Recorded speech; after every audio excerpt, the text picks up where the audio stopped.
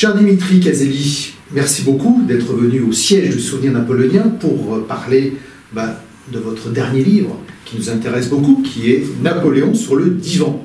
Alors d'abord, Dimitri Caselli, on vous connaît bien évidemment, un peu provocateur souvent, mais vous êtes historien, vous êtes ancien professeur en zone d'éducation prioritaire, donc vous savez ce que c'est que d'enseigner, que de parler aux jeunes, et puis bien sûr, on connaît aussi vos talents donc de rocker, sur lequel donc on pourrait revenir. Moi, je voudrais vous parler de ce livre, Napoléon sur le divan. Alors, cher Dimitri Caselli, c'est moi qui vous mets sur le divan.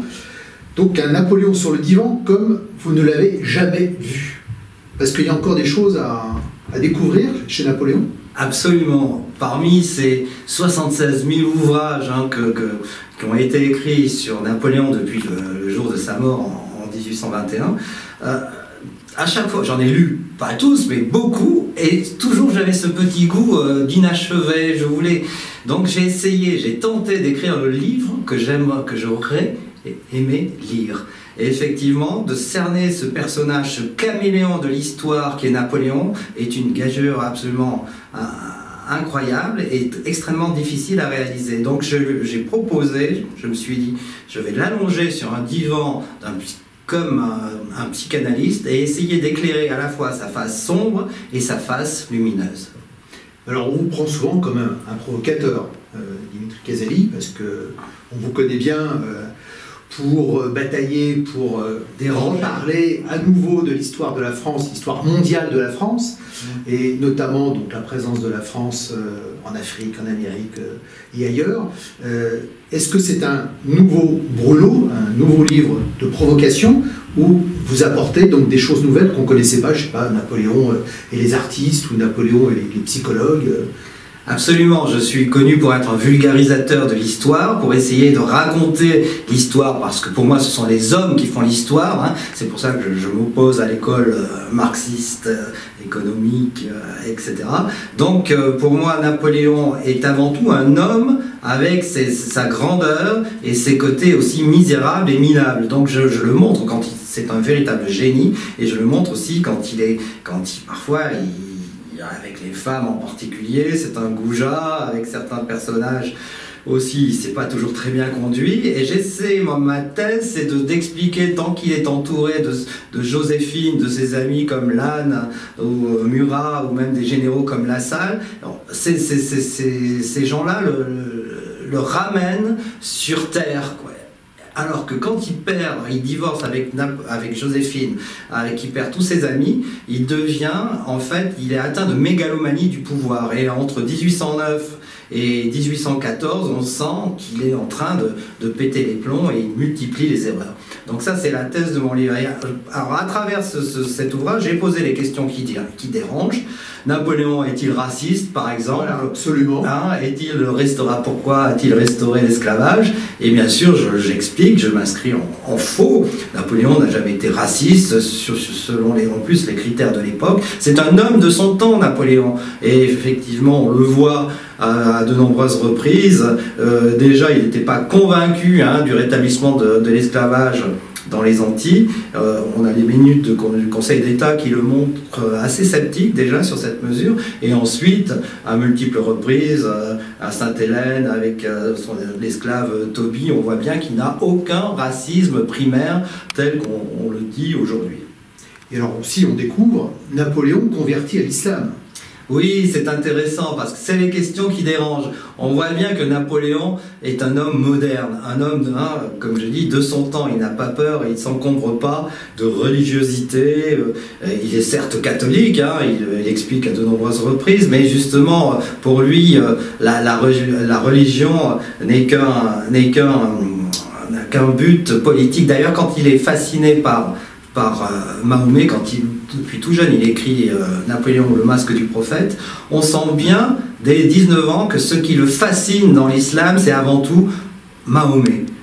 Mais Mahomet n'est pas le prophète, c'est Mahomet le conquérant, bien sûr, qui l'intéresse. Donc on voit bien que pour lui, la religion doit être au service de la politique. Et en même temps, quand même, en Égypte, un respect. En aucun cas, il était là aussi pour imposer quoi que ce soit.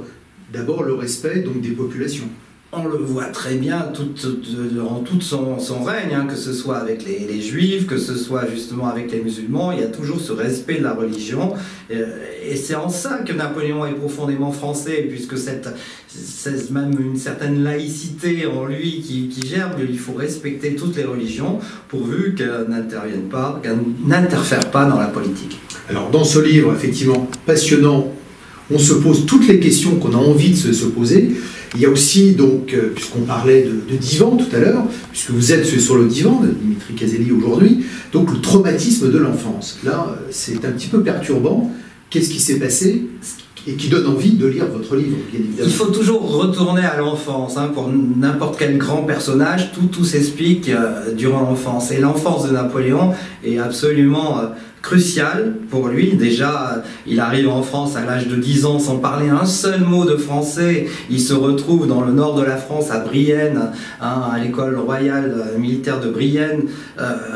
Pour lui, un méridional, un corse, déjà, donc il y a chez lui du petit immigré déraciné. Ensuite, il y a ce second traumatisme où il se retrouve avec la fine fleur de l'aristocratie française. Tous ses condisciples sont d'un milieu bien supérieur au sien, et bien sûr, il y a beaucoup de bagarres, beaucoup de coups de poing qui pleuvent. On sent qu'il est extrêmement malheureux durant ces 5 ans. Il y a ce sentiment d'abandon que j'ai essayé d'analyser. C'est vrai que et on sent bien qu'il est, durant toute cette jeunesse, il est toujours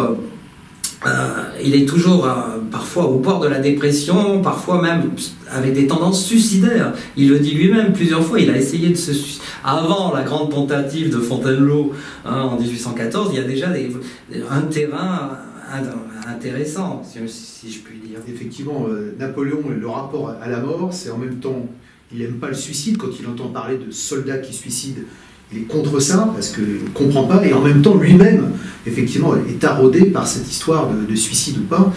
Alors, je voulais aussi vous demander, alors c'est un livre passionnant, toutes les questions qu'on a envie de se poser sur Napoléon, les réponses, elles sont là, bien évidemment, réponses ou invitations à la réflexion, et on voit aussi, donc, qu'il a inspiré beaucoup d'artistes, et notamment Salvador Dali. Alors là, Napoléon Salvador Dali, on ne l'attendait pas à ça. Oui, ce livre aussi innove dans la recherche iconographique, c'est-à-dire que j'ai tenté de montrer Napoléon tel que vous ne l'avez jamais vu, c'est-à-dire avec des peintres, des artistes connus, mais des tableaux qu'on ne voit pas souvent, justement. Il y a Picasso, il y a plusieurs Turner, Magritte, il y a des artistes contemporains comme Lars von Christian, ce peintre danois très connu aujourd'hui au Danemark, mais il y a aussi justement cette découverte, j'ai découvert que Salvador Dali était absolument fasciné par l'empereur.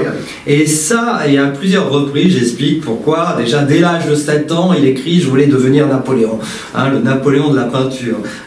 Et c'est intéressant parce que à travers ces peintures un peu plus psychanalytiques, on pénètre à l'intérieur. Ce livre n'est pas c'est une tentative hein, de cerner le caméléon, le plus grand caméléon de l'histoire qui est Napoléon. C'est peut-être mes réponses ne sont pas toujours très abouties, toutes abouties, mais au moins ça permettra de mieux le comprendre. Et ça, c'est important parce que comprendre Napoléon aujourd'hui, c'est la vraie question qu'il faut tous se poser. Il est de moins en moins compréhensible pour la plupart des gens du commun parce qu'il est hors du commun. Et en même temps, on le connaît dans le monde entier. C'est pas un héros national. On pourrait vous reprocher, certains auraient pu vous reprocher, oui, c'est encore le héros français qu'on veut nous imposer. Il n'est pas français, il appartient au monde entier. C'est ce que je souligne à plusieurs reprises. Napoléon, il ne faut pas avoir peur de le dire, est le Français le plus populaire au monde. Hein. Devant le général de Gaulle, à un moment, le général de Gaulle a essayé de le concurrencer, mais là maintenant, Napoléon a repris une avance certaine, et on le voit très bien, que ce soit en Amérique latine ou alors en Asie aujourd'hui, hein, chez les Chinois, les Coréens, le roi du poulet coréen rachète tous les bicornes de Napoléon à plus d'1 million de dollars pièce, hein. Il faut le savoir ça. Et là, ça permet de comprendre toute l'aura du personnage à travers le monde aujourd'hui.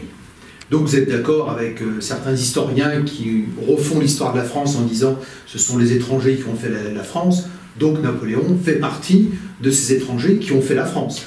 Tout à fait, hein, je dis, il ne parlait pas un seul mot de français jusqu'à l'âge de 10 ans, donc pour moi c'est quand même un petit immigré qui va fonder la France moderne, donc c'est pour ça, parce qu'on lui avait appris, ça a été difficile, hein, pendant longtemps c'était un nationaliste corse intransigeant jusqu'en 1789, 1790, mais après, à partir de 21 ans, on sent que son cœur bascule et qu'il va devenir plus français que les Français de souche, et d'où cette phrase magnifique, hein, je désire que mon corps repose près de ce peuple français que j'ai tant aimé.